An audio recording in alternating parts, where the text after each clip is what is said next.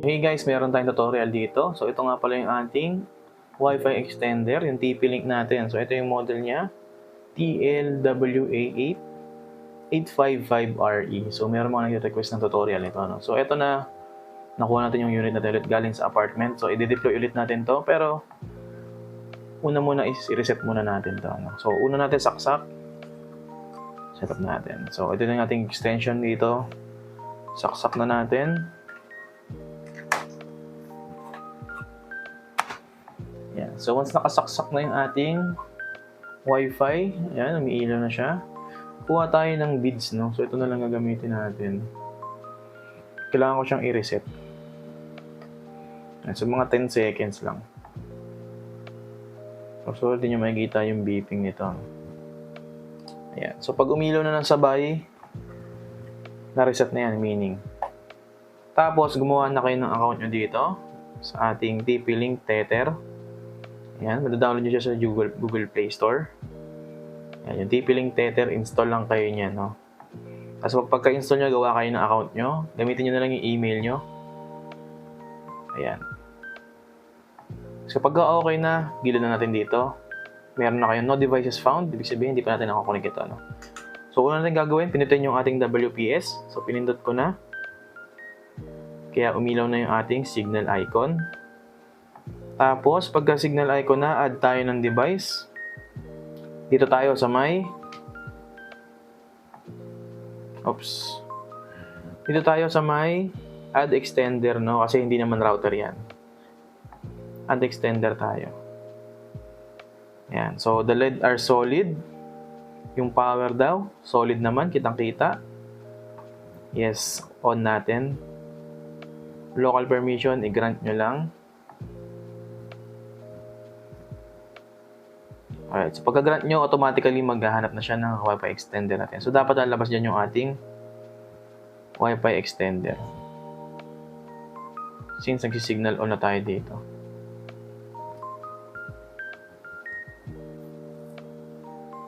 Yun. So, meron siya nakitang Wi-Fi extender. So, ito yun.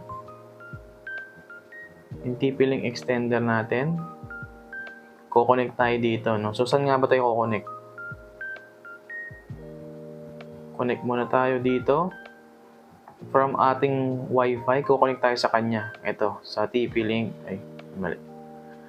Kukonect tayo sa Wi-Fi na nilalabas niya. Which is itong TP-Link extender. Connect lang tayo dyan.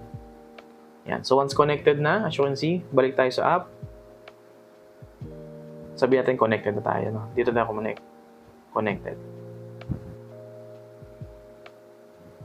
Yan. So, search natin. So, yung iba daw hindi na-search yung ano nila. No? Siguro hindi sila nakakonect sa Wi-Fi nito. So, connect muna kayo sa Wi-Fi nito and then tsaka tayo mag-search ulit. Ayan. So, it's not using the correct internet. So, continue using it. Continue muna natin. Gawa tayo ng password. For example, dito is apartment. Apartment 1. Apartment 1. So, yan. Okay na yan. Apartment 1, apartment 1. Ayan yung device password nyo pag i-access nyo to. At gusto nyo i-modify to. No? Ayan. So, nakakonect na tayo dito, guys. So, once nakita nyo na nakakonect na, i-display na ni TP-Link extender yung kanya mga Wi-Fi na pwede niyang pag-connectan. Ayan. So, remember, yung pwede lang niyang mag-connect dito is yung 2.4 GHz lang. At saka dito sa may bottom. Hindi siya makaka-connect sa may 5 GHz kasi hindi niya kayang extend yung signal nun. So, 2.4 GHz lang yung kayang extend, no? So, pag naka 2.4 GHz kayo, makikita niya dapat. Pag naka 5 GHz kayo, hindi niya makikita yung inyong Wi-Fi. Alright, so dito tayo connect sa ginawa nating Wi-Fi kanina. Ayan, so gumawa ko ng Wi-Fi for testing. So, ito yon 2.4 GHz. Yung kanyang Wi-Fi name. Lagay nyo lang yung password. Applying settings, so wait nyo lang. Kumukonect siya sa ating Wi-Fi. Ayun. So, confirm location natin. Ayan.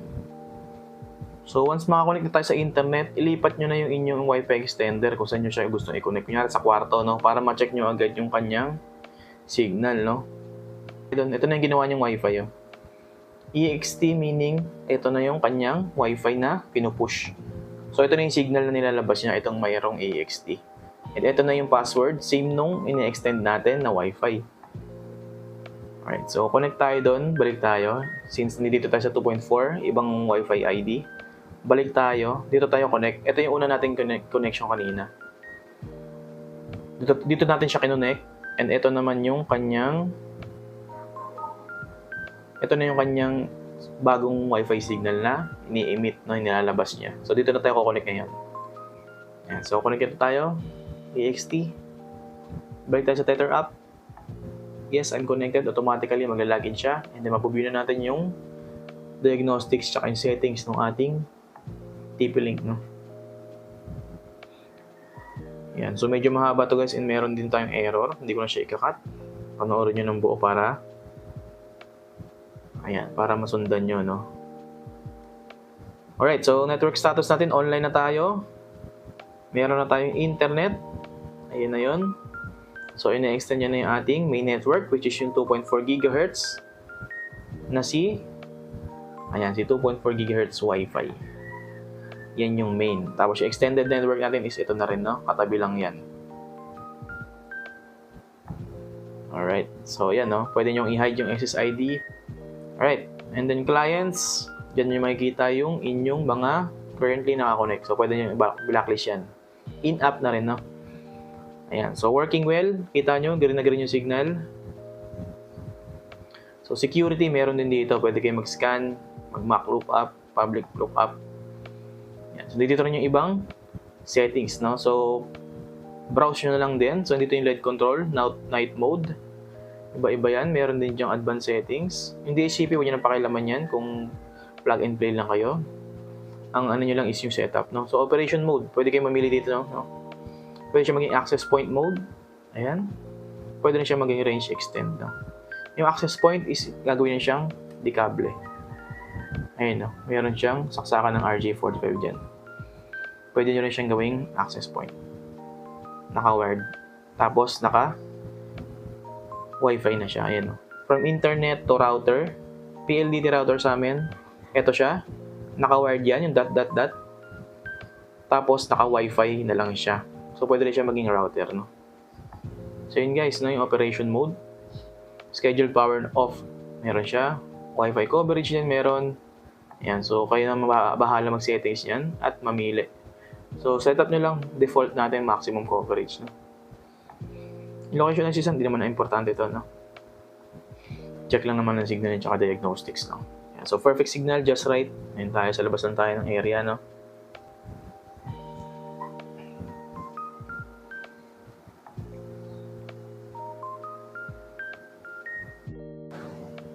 Ayan, so ito yung ating speed test guys. Kung meron kayong mga katanungan, please comment down below. Siyempre, pa-share na rin ng ating video, no? So, full na to, hindi ko na masyado ikakat. Yung mga importante lang para mas masundan nyo, no? So, bibili kayo niyan. Iwan ko yung link sa ilalim, yung ating TP-Link na to. So, the best to, no, pang mga range extender para iwas wire. So, yun lang guys. Kita-kita sa ating video. And thank you sa panonood.